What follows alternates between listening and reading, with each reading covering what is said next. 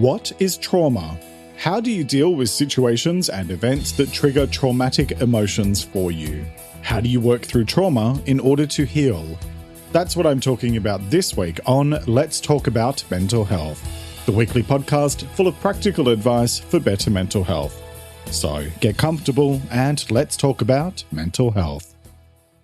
Hello and welcome to episode 118. I'm Jeremy Godwin and thanks so much for joining me. This week, I'm talking about trauma, and I'll be covering what trauma is, why understanding it and addressing it matters, and how to manage trauma for the sake of your mental health. So, let's talk. This is not a particularly easy topic to talk about, but then again, if you've ever listened to an episode of my show, then you'll know that my view on this stuff is this. The more we talk about it, the easier it gets. I probably don't have to say this given the name of the episode, but let me clarify that the content discussed today may be triggering for anyone dealing with unresolved trauma. So please be mindful as I head into today's content. Regular listeners will be aware that the reason I started this show back in 2019 was that I had dealt with my own mental health issues, being depression and anxiety throughout most of the 2010s. And when I was struggling, I found it difficult to locate resources that were A, simple, and B, actually practical, instead of just being theoretical. More importantly, I wanted to find advice from people who actually understood what it's like to wake up in the morning and feel the sheer weight of depression and anxiety. I think a lot of the people who give advice mean well, but some of them have no idea what it's like to feel like complete and utter crap thanks to mental health challenges. So here's my point. I talk about some of my personal stories here because it's a way of me sharing what has worked for me and what hasn't, rather than simply giving academic advice, which I incorporate as well. That doesn't mean I have all the answers, because I don't. And it doesn't mean that I don't still have issues from time to time, because I do. So today I'm going to be acknowledging right up front that I do not have all the answers when it comes to overcoming trauma, because I'm still working through some of my own, and I'll share a bit about that later. So this episode will be including quite a lot of research and professional resources about trauma, and then I'll be sharing how I've been using all of that to manage my own challenges. I've said openly many times on this show that I am a guide, not a guru, and I believe that recovery is much more of a journey than a destination, which I discussed in episode 27 about recovery. And when it comes to the long-lasting effects of traumatic experiences, I think it's fair to say that for many of us, they can stick with us for a very long time. All right, so with all of that in mind, let's get into some definitions and let's talk about what is trauma. According to the Oxford Dictionary, trauma is an emotional shock following a stressful event or a physical injury, which may lead to long-term neuroses. We tend to describe things as being traumatic, which are shocking and disturbing, especially when we're talking about events. To quote Better Health Victoria, a traumatic experience is any event in life that causes a threat to our safety and potentially places our own life or the lives of others at risk. As a result, a person experiences high levels of emotional, psychological, and physical distress that temporarily disrupts their ability to function normally in day-to-day life. Examples of potentially traumatic experiences include natural disasters such as a bushfire or flood, being a victim of or witness to a crime, act of violence, or armed robbery, being involved in or witnessing a serious car or transport accident, being physically assaulted, and many more. And you'll find that article linked in the transcript. Traumatic stress following a disturbing event is a completely natural reaction, and it can take weeks or even months for the strong emotional reaction to begin to subside.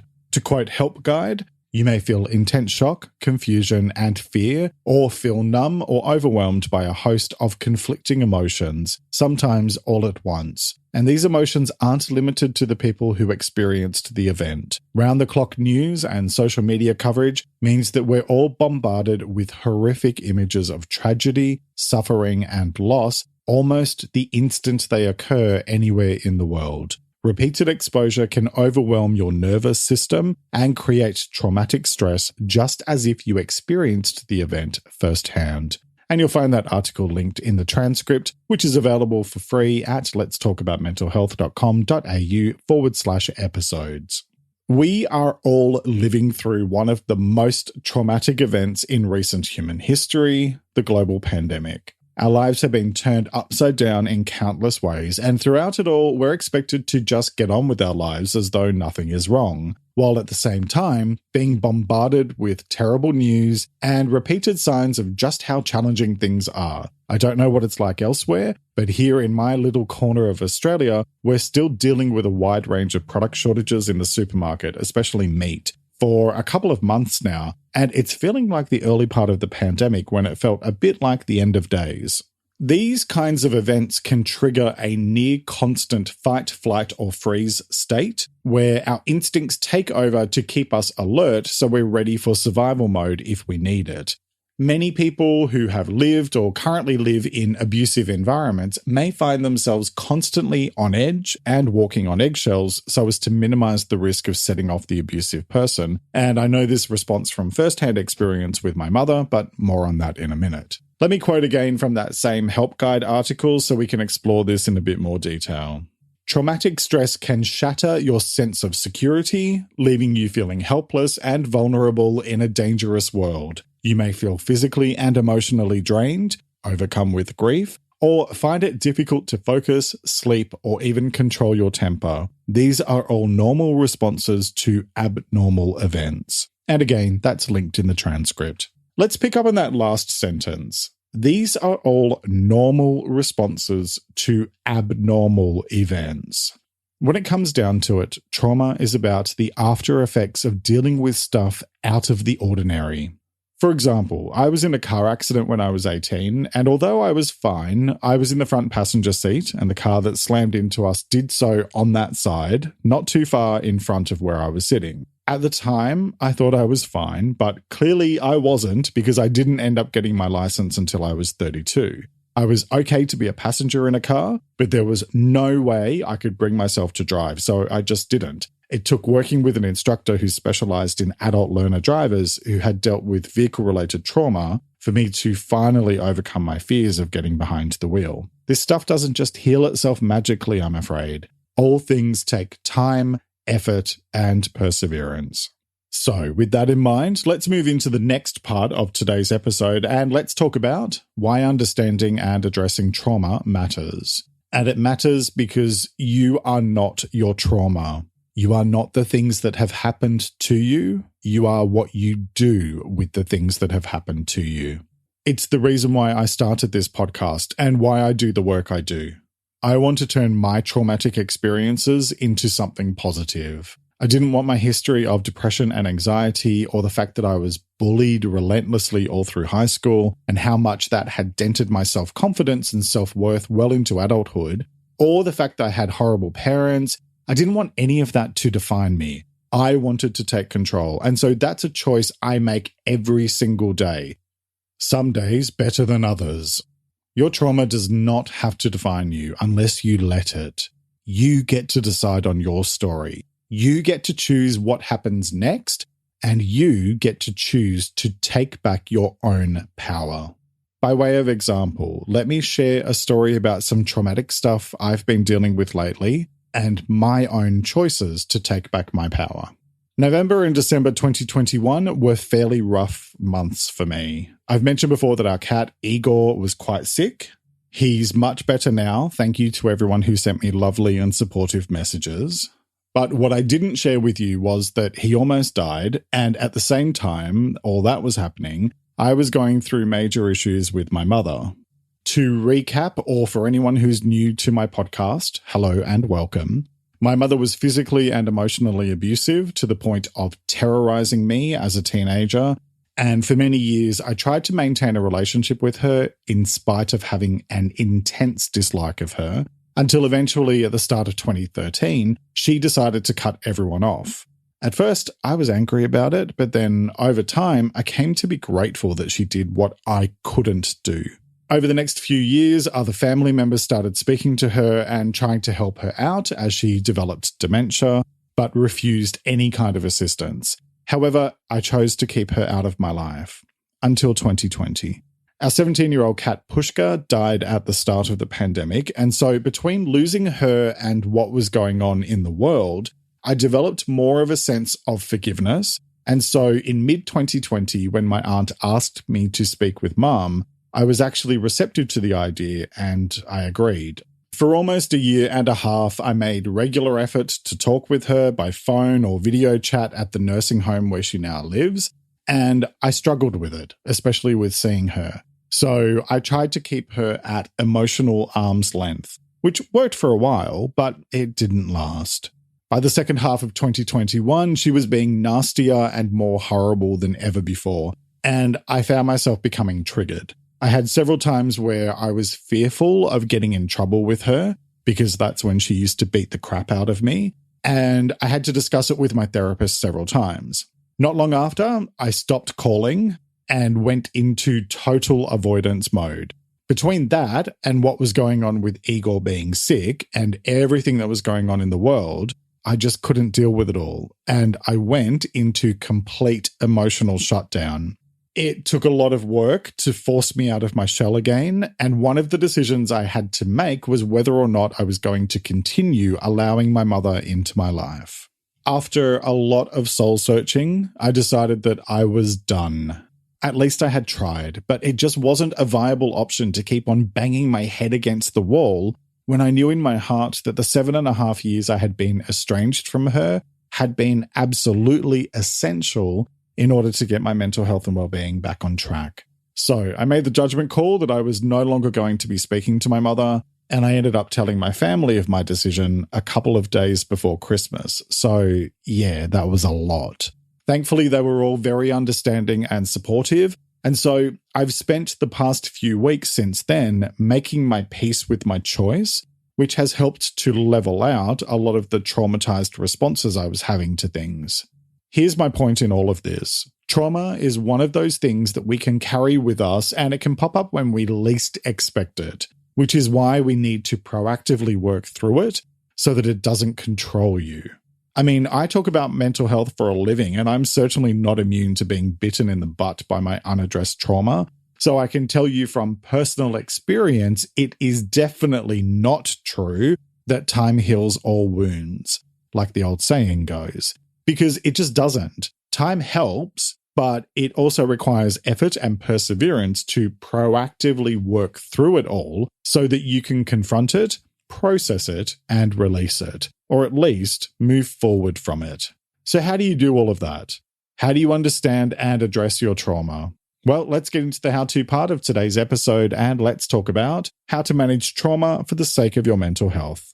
So I usually wrap up by encouraging you to work with a professional like a counselor or therapist. However, that's what I'm starting with this time. Why? Because I am a big advocate for taking ownership of your own mental health and well-being and having a daily self-care plan that you put in place. But of all the DIY approaches, the subject of trauma is probably the least DIY-ish of the lot. Here's how I look at it. If you're renovating a house, there are some things that you just have to get a licensed professional in to do so that you don't wind up making things worse, and trauma is the same. If you're not a qualified electrician, then trying to rewire your own house will likely lead to accidentally burning the whole place down. The same goes for your mental health in terms of dealing with trauma. Get professional support. Let's talk about what that support might look like. There are two types of professional you can see, a counselor or a therapist. The main difference between the two being the level of study and licensing requirements they have to go through, plus the types of techniques they can apply with you. While almost anyone can call themselves a counselor, a qualified counselor is someone who has completed an accredited course of study. While generalist counselors may be able to help, there are actually specialist trauma counselors who complete more detailed study in how to support clients to work through traumatic events and post-traumatic stress. Note that not all counselors are comfortable with working in this space, even though it's part of generalist training. I, for example, see a small number of clients one-on-one, and I choose not to work in the trauma space because I find it too triggering, given my own history. So I refer anyone seeking trauma counseling to a specialist. I also mentioned therapists before. A therapist or psychologist has a higher level of postgraduate study than a counselor and can apply more advanced techniques, such as cognitive behavioral therapy, also known as CBT, or psychological first aid, or PFA. The point is that a therapist will work with clients at a more advanced level than a counselor would be qualified to do. So it depends on your situation and your needs, as well as your budget. If you'd like to learn more about the different kinds of support available for your mental health, I covered that topic back in episode 33, Let's Talk About Support, as well as the recovery episode, which was episode 27.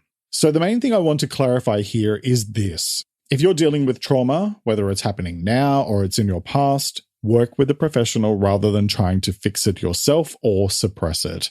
Actually, that's my next point. Don't try to suppress it. Because that is, quite frankly, a recipe for disaster, emotionally and physically. When you suppress your emotions, they don't actually go anywhere.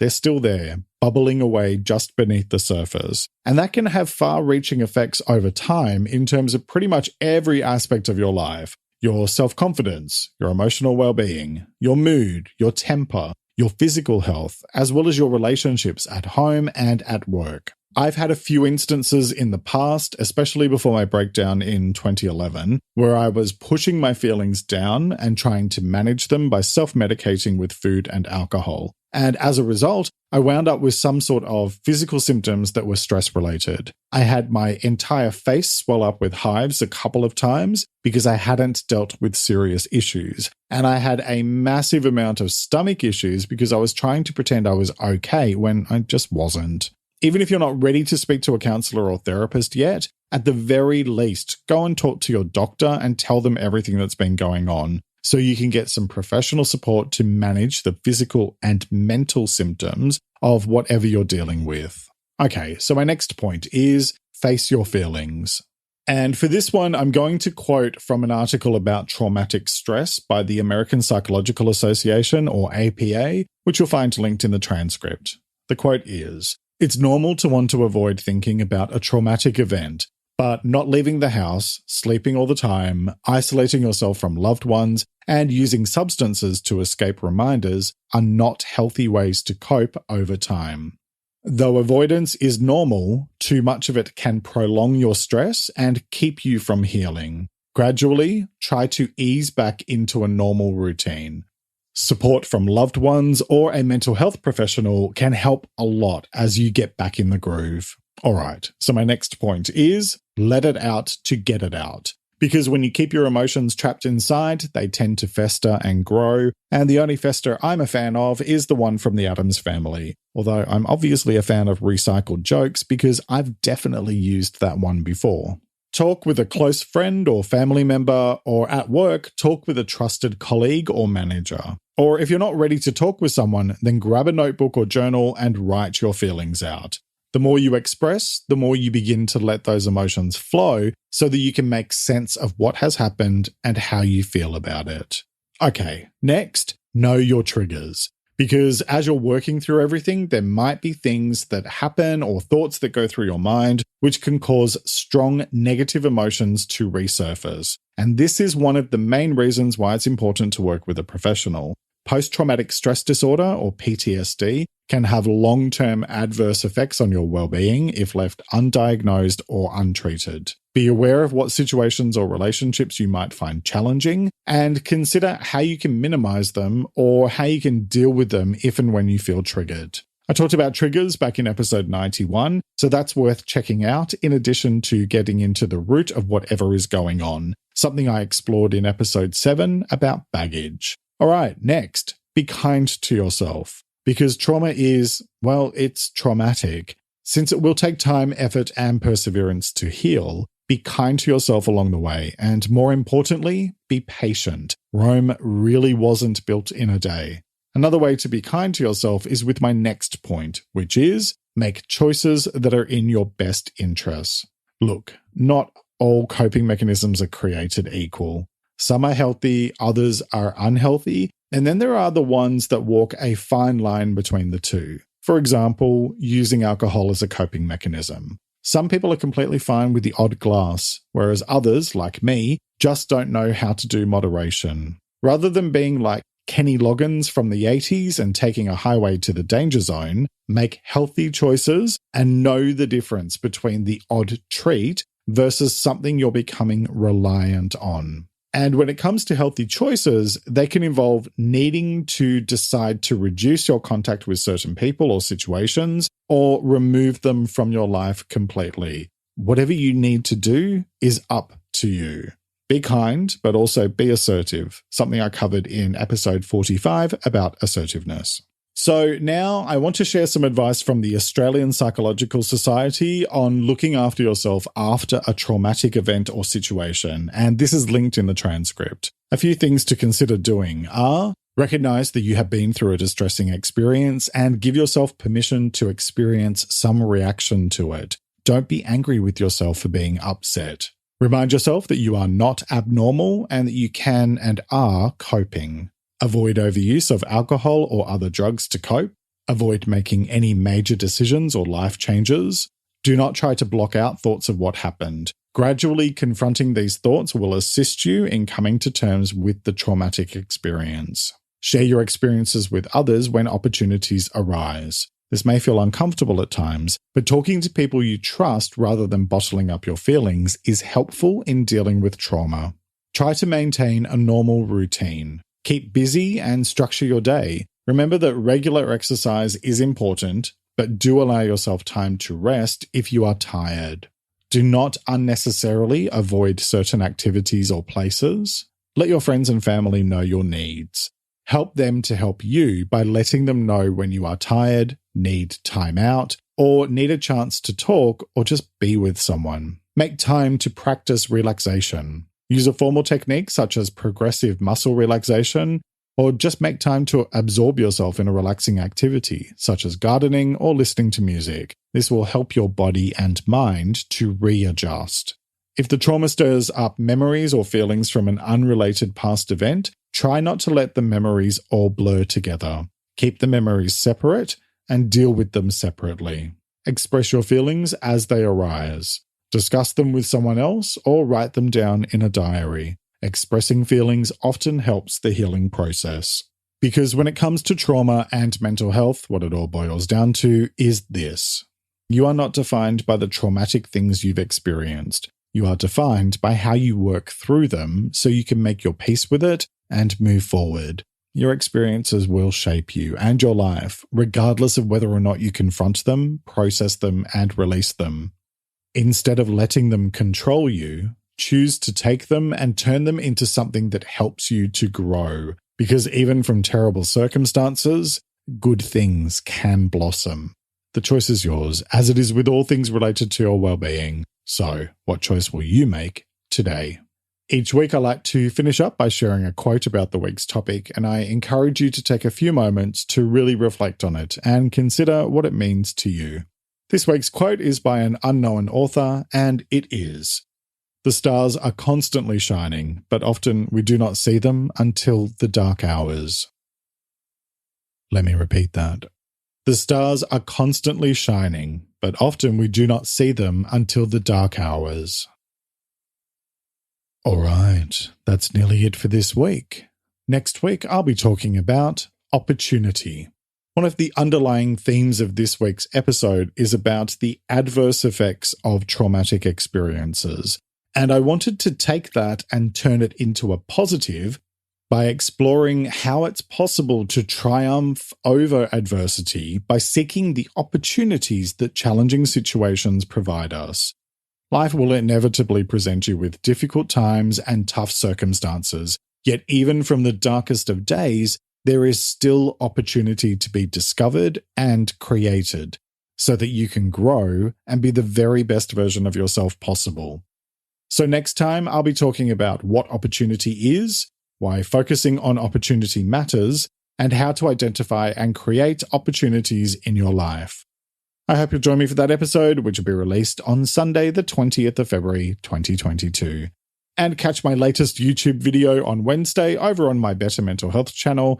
Take a moment to subscribe to my channel using the link in the episode description, or head to letstalkaboutmentalhealth.com.au, where you can also join my mailing list for my free weekly newsletter. And you'll find my website also linked in the episode description on whatever podcast service you're currently listening to me on. And as always, find me on Instagram at LTA Mental Health, where I post extra content throughout the week. Thank you very much for joining me today.